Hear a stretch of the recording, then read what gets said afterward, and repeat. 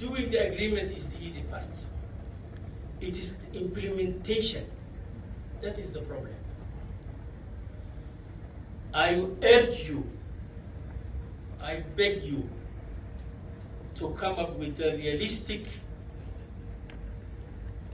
roadmap that will lead to a correct and fair implementation.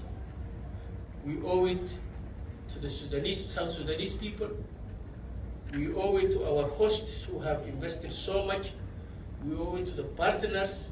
We owe it to the region, because a peaceful South Sudan will impact all the neighbors. Whether we are supporting the Kenny initiative or taking the lead in this process, IGAD stands with the people of South Sudan.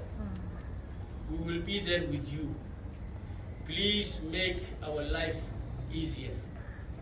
And Excellency Korir, even when you transition it to IGAD, I request that you hand over this wonderful secretariat to come along with that process.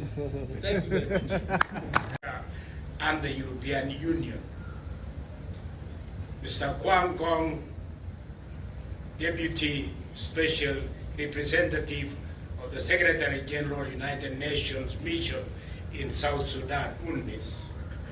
Mr. Paulo Imbacliazo, Secretarial Representative, Honorable Delegates, ladies and gentlemen. On behalf of high-level mediation for South Sudan or Tumaiani Initiative, I wish to welcome you to the resumption of negotiations following the return of the revitalized transitional government of national unity article from consultations in Juba. We have tried to put an atmosphere of South Sudan.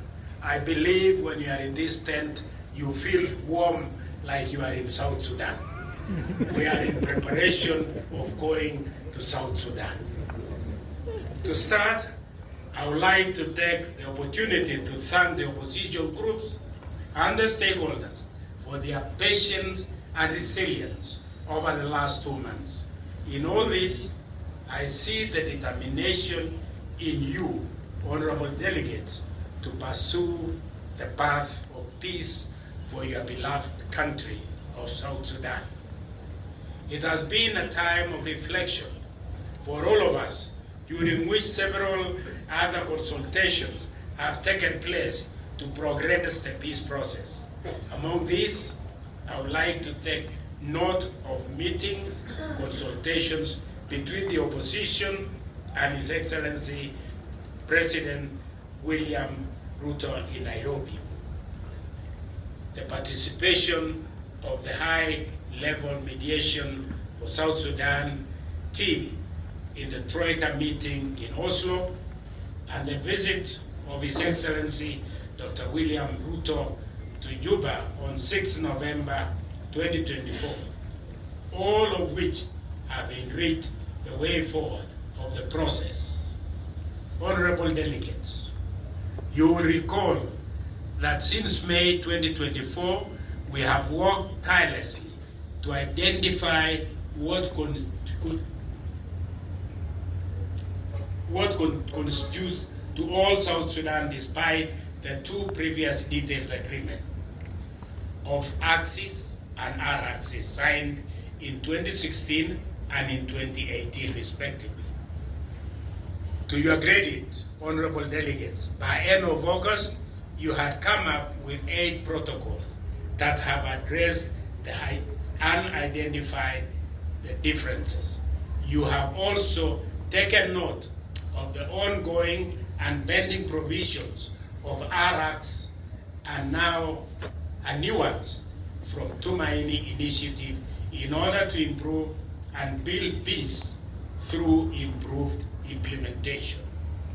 Amongst the key outstanding reached in the various protocols is the trust and confidence building protocol that opened favorable momentum in the negotiations. Likewise, the protocol on guarantors provided for joint cooperation between the government of South Sudan and partners of South Sudan to work together with a view of strengthening the implementations through the mechanisms of National Leadership Council and the National Implementation Oversight Commission.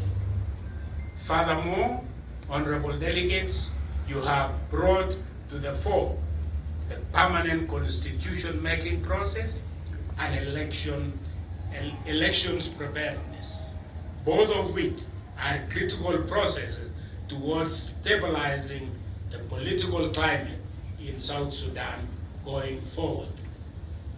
In view of this, and as per instructions coming out of Juba through the joint communique of 6th November that instructed the mediation to conclude the outstanding issues within 2 weeks, I call upon you to work with diligence and to conclude what is outstanding in the responsibility sharing protocol and in the implementation matrix. Last but not least, let me welcome our partners in this process, amongst them Intergovernmental Authority on Development, IGAD, ambassadors in Nairobi, East Africa Community